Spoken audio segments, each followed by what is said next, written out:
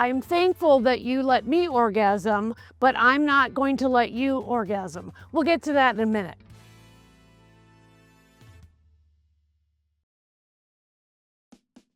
Hey everybody, hi, I'm Kathy Griffin and welcome to Kathy Griffin Talk Your Head Off. Oh boy, we got a lot to get to on this episode. Now, this week, I've actually made a list of things that I want to try to do rapid fire because we'll probably be hanging out for about a half hour. But you know me, I get on one story and then 17 minutes have gone by. So, you guys, I'm still obsessed with the Baldwins. I know I talked about it once before, but this show delivers. It's on TLC. It delivers week after week. And I still think Alec is one of the greatest actors of all time. And I've worked with him and he's hilarious and he's politically aligned with me. So we have that in common. But watching Hillary do the sit downs, and she calls it code switching when she does her fake Spanish accent, which she still does every episode. But keep in mind, the premise of the show is Alex is 66. The wife is like 29 or something. I don't even know. But they have 7 kids, 12 and under. 7. And so this week's episode was about them just going to the dentist. They had a scene that was more telling, which was Alec hanging out with his bro friends, and he just looked like he could exhale for like 1 second. Now, in real life, who knows? He may not be a hands-on dad. They might have 14 nannies for all I know. He might be off hosting a game show. I don't know. But I'm just telling you, if you think you're above watching the Baldwins or you think something about it just is not right or that they're really kind of like taking advantage of the kids or whatever, you know, let go of that because it's really worth it. It delivers. Okay, next topic. First of all, I'm obsessed with private equity and you should be too. Listen to Aunt Kathy. Private equity is ruining this country and under this administration, it's only going to get worse. So, really quick plug, my friend Meredith Lynch, she talks about this almost exclusively. But what private equity does is when big companies like Carlyle Group or Blackstone or Apollo are the name of some of the big devils, they come in and they buy other companies and they act like they're going to make them better, but they don't. They sell them for parts, they take all the data, and in some cases they'll use real estate. For example, remember Bed Bath & Beyond? I loved Bed Bath & Beyond. And I know stores are old-timey and you're like, okay, grandma, shut the f up. But when I buy sheets, I need to feel them. And also, it was always fun at the checkout counter. You might leave with a scented candle that you didn't even want. Private equity bought Bed Bath & Beyond. And now they're using those giant stores to make pickleball courts, which is actually kind of genius. Except all those people from Bed Bath & Beyond are beyond having jobs now. That is just one example. And by the way, I'm not positive that's factually correct about the pickleball, but I'm pretty sure it is. Now, the one that's hot right now is that private equity, I forgot which company, bought Joann's Fabrics. I don't sew. Do I look like a girl who sews? No. Although this Valentino shirt, I've had it for 25 years. Is it not to die for? And the pearls being on one side is on purpose. But it reminded me that one time I was in Joann's Fabrics and it turned out to be star-studded, and I don't know why that stuck out in my mind, but it does. Helen Mirren was in Joann's Fabrics last time I went, which was many years ago, and Helen Mirren was very studiously looking at all the fabrics, and I guess she sews or was decorating a house. I don't even know, but I was agog. That's right, I was agog. Before there was Gaga, there was a word called agog at just seeing Helen Mirren in person. And you guys, you're gonna when I tell you what she said. Guess what? Hi, Kathy, how are you? I think you're fabulous.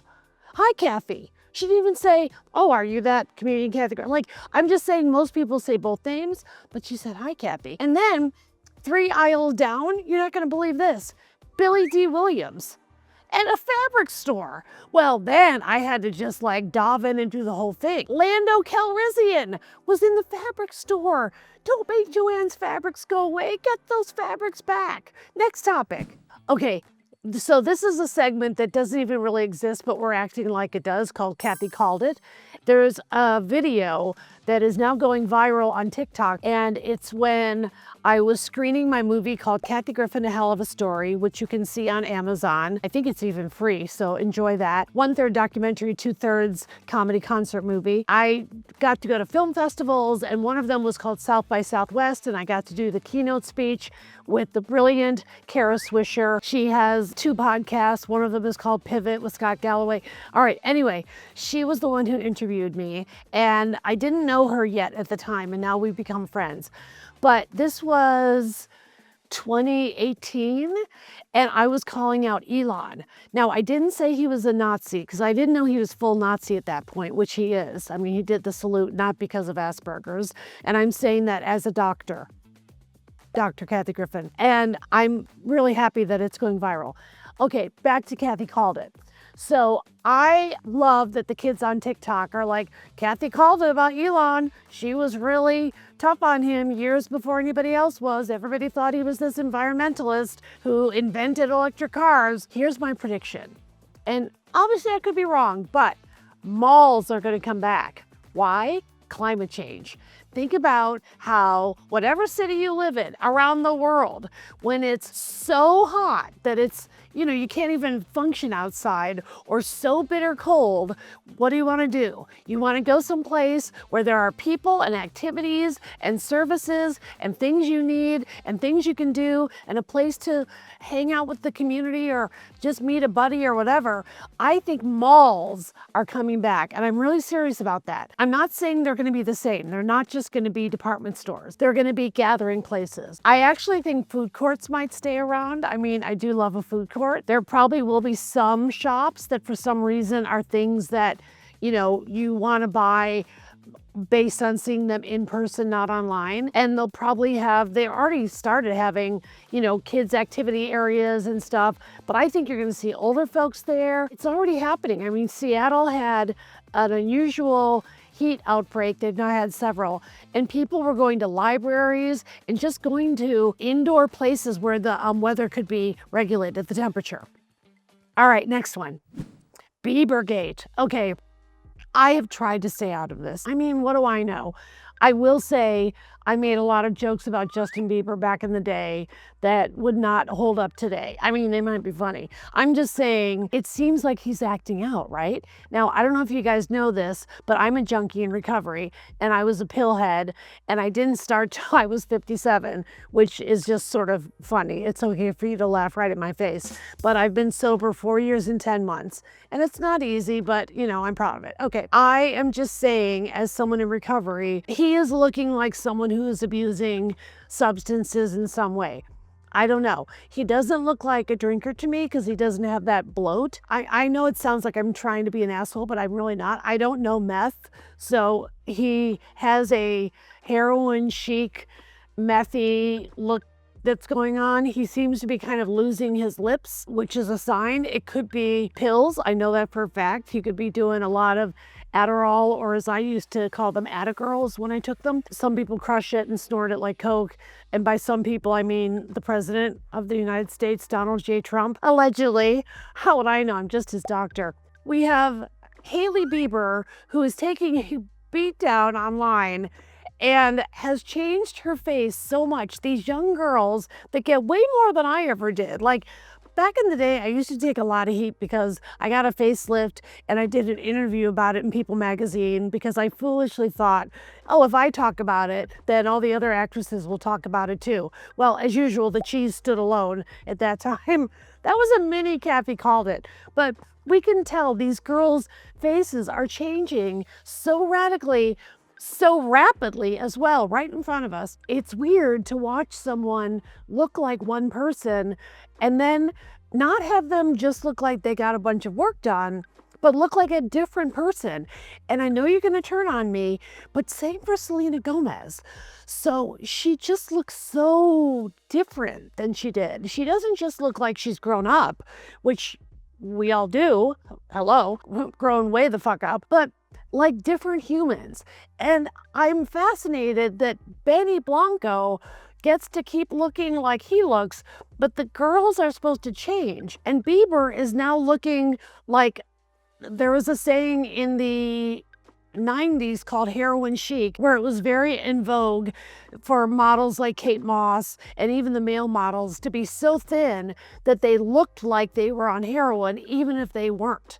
And a lot of the models of that era will talk about how difficult that phase was because they were just starving themselves. I can have a lot of empathy for Justin Bieber because we don't know if he was a victim in the Diddy story. It's kind of looking like he probably was, and that is unimaginable trauma. Looks like a lot of people took advantage of him and continue to. He sold his catalog, which I think was a big mistake at his age.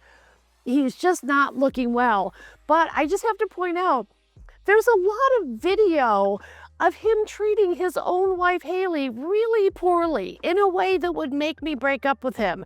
And let me tell you, I've been known to stay with a guy way too long, way too long. So I am no role model in that way. Like, I really have to be hit over the head with it. And I don't mean literally, but I mean, I have to see years of signs before I finally get the hell out of there. But, you know, there's scenes of him storming out of their mutual SUV that someone's driving. He slams the door, then she gets out, runs after him, trips on the street, and he keeps going. In fact, I think he gets on a skateboard. So my point about Biebergate is there's no saints. Just be wary. I'm watching where this whole thing is going. Also, we're talking about billionaires and multi-millionaires that have access to all the help you could possibly want, all the support you could possibly want. But I think the conversation about no matter how rich you are, it doesn't guarantee happiness or a healthy life. I think that part is legit. And I'm watching it unfold, but I do feel a little dirty. Next. Okay, so at 64 years old, I have gone through phases where I think I thought it was appropriate to comment on things in other cultures that I really know nothing about. Like, sure, I know lots of African American people, just like hopefully you do, and lots of people of various races, colors, and creeds. And I love that America is a melting pot. And I hate that we're in a political position right now where, you know, whiteness is overly celebrated or celebrated at all. I think Trumpism and MAGA and Roganism is very, very deeply rooted in racism and misogyny and ageism. But I think it's okay, fellow white ladies, to just sit out of conversations. Now, I think it's good to listen, but I also don't think it's appropriate to turn to our friends of color, of any color, and be like, well, how am I supposed to know? Educate me. Tell me what I should be thinking, with a little bit of hostility, because we don't know. Just like, you know, we get mad at men when they want to talk to us about feminism or what's right or what's wrong about womanhood or being a woman. I am somebody that had a hysterectomy, and I don't want the male doctor telling me that it's not going to hurt. Actually, I had a female surgeon, but I have some doctors that are males, and I really resented it every time one of them was like, let's say I had to go get blood work or, you know, whatever you need that's pre-op. And I really have to tell you, I flinched every time one of the guys was like, oh yeah, hysterectomy is no big deal. I'm like, no, it's a radical hysterectomy. It's uterus, fallopian tubes, and ovaries, none of which you have, so zip it. So when it comes to racial issues, I'm a work in progress, like I am about all issues that have changed in my generation. And as a comic, yes, I think it's fair game to make fun of Kanye West, and I say inappropriate things like, I say to my audience, although I've just finished the tour, but I used to say to my audience, come on, you guys, I'm testing you with this joke because it's inappropriate for me to say, but you don't think it's kind of funny that Kanye West is a black white supremacist? Like, come on, there's a little part of that that's funny based on the fact that in the Chappelle show in the 90s on Comedy Central, he had a sketch about it, and then Kanye turned out to actually be like that. And while there's nothing funny about white supremacy, there's one thing funny, and it's Kanye West. But I do like to say, look for the humor and everything, but I also want to be better about not overstepping in my real life. In my act, I feel like there's some license and there's a difference. But white ladies, it's okay to just step back and listen. Next topic, girl code. Okay, girl code is key, and let me tell you why. Because the bro code has never been stronger around the world, not just what's happening in America, but bros are losing it, man. I'm telling you, adolescence, that scared the hell out of me. Sure, we can talk about how it was all, taped in one shot and the cinematic excellence. Yeah, whatever. Those kids scared the hell out of me. I thank God I don't have any kids. And parents out there, grandparents, aunts, uncles, but mostly parents, I don't know how you do it. I mean, I'd be afraid to let the kid out of the house. In my day, there was a movie starring John Travolta called The Boy in the Plastic Bubble. It was about some mysterious illness he had that maybe was real or maybe was just a product of the 70s, where he could not leave a literal bubble. He lived in a plastic bubble. Well, now it's happened. We all live in metaphorical bubbles, and that keeps us uneducated. But there is something happening with men in this country that has now gotten down to the boys. And of course, it just makes us ladies want to go, are you guys okay? Why are you so mad at us? And you are mad at us for a lot of sexual reasons, but you're incels. And so ladies, I think we have to learn from them, and I don't think we're doing a good job of it. Girl code is real, and I know there's certain rules, like you don't want to date a guy that one of your girlfriends dated without getting her permission, and frankly, even if she gives you permission, it's kind of still not okay, so that's like a violation of girl code. But I think in these times when we have this environment where the president is a convicted rapist, also criminally convicted on 34 counts with no consequences, and the way they circle the wagons around that guy, not just MAGA, not just him, but Signalgate, you might have to look that up. All this stuff is bros hanging together, but now they're like on a mission to ruin the world. I feel like when I was coming up, and just my life, not career, but just in my life, there's been, remember, I was around long before Me Too. It was just a scary freaking time. I mean, it was legal to rape your wife until a few years ago, to rape your wife. So bro code is unspoken. Like, I don't know if there's a rule book for it, but we need to really up our game with girl code. So ladies, just look around. We need each other. Look at the administration. Take a minute. I know the news is overwhelming, but if I hear one more female say, I just don't want to pay attention, it's just negative, well, next thing you know, you're going to be in an internment camp. Yeah, we did that. This country did that. For real. Internment camps. So girl code now has to stretch just beyond Justin Bieber and dating mores. Next topic. You guys, I found out there's a new generation, and I am livid. So first of all, I'm pissed I'm a boomer, because this is not a good time for boomers. We let climate change happen. We let Citizens United happen. And so, number one, I'm embarrassed to be a boomer. But then it goes boomer. Then I think it goes Gen X, and they were what we used to call the me generation, because everything they did was focused around what's good for me, and I want me first, and I want to get what me want. Okay, my grammar suffered a little bit there. Then there came millennials. Okay, millennials were known for not wanting to work.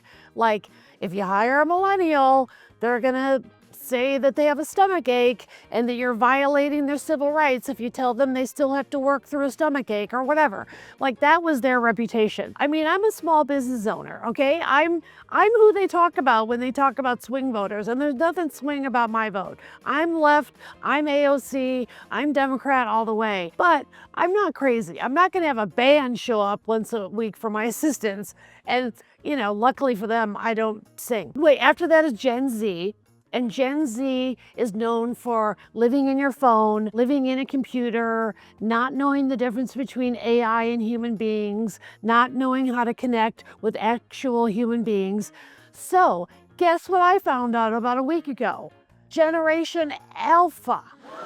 Well, first of all, just alpha on its own is not good. There's alpha and beta, right? So alpha's the dominant one. So you can't just have an entire generation of people that think they're the dominant ones. That sounds Hitlerian. That sounds like Hitler Youth to me. And yeah, I said Hitlerian, and because I'm not afraid. Kathy called it. Kathy called it. Kathy's calling it every minute. So Generation Alpha, calm the f down, all right? First of all, grow up a little. There's a reason you're the first letter of the alphabet. And after A, I'm not going to B. I'll tell you one thing right now. I'm not having it, not on my watch. There's not a Generation B, because I can only imagine what the hell those people want. But Gen A Alpha, enjoy your youth. How about that? Instead of asserting yourself and wanting to be the dominant generation, first of all, it's okay to learn from us dumb boomers. I don't have a problem with that. So just f***ing slow your roll is the most modern saying that I have. Next. So I have a theory, and I hope this isn't a Kathy called it, but I have a theory that there are Diddy tapes. I think the Southern District of New York is very serious, and they said they have a lot of physical evidence, meaning more than just testimony and affidavits, but all my lawyer friends, and I have many lawyer friends, as I need many lawyers, they are just anecdotally convinced that there are tapes, which is horrific. So I've talked about those crimes before. They are almost unimaginable. They're so horrific. And I have a feeling that if Trump is not on one of those tapes as a participant, because supposedly these tapes go back 30 years, that's why I'm still using the word tapes. But Donald Trump and Diddy did a Macy's ad together. Of course, they ran in similar circles. So I have a fear that there will be the Diddy trial starting, I believe, June 25th. And if he is convicted, that Trump will pardon him to engender himself to the African-American community. Like, I think Trump would think that would be an act that would please the African-American community, or even people that are just against the private prison system, the industrial prison complex, which I'm one of those people. But, you know, you're innocent until proven guilty, but I am not pro-Diddy in any way. All right, let's wrap this up with a topic that just occurred to me. Come on back up. Come on. I'm going to talk about guys for like one more second. Not too bad. I'm just going to tell my truth. My truth, there you go. So my truth is, I swear, ever since I turned either 40 or 50, and it doesn't even matter, no man has opened a door for me. Now, what I don't like is when guys have the nerve to say, well, you know, I went on a date with this girl 7 years ago and I tried to open the door for her and she yelled at me. So pardon me, I'm not going to open your door because I'll just get yelled at. Go fuck yourself. Open the fucking door. You're making 30% more than me. I had to pay for hair and makeup. You didn't.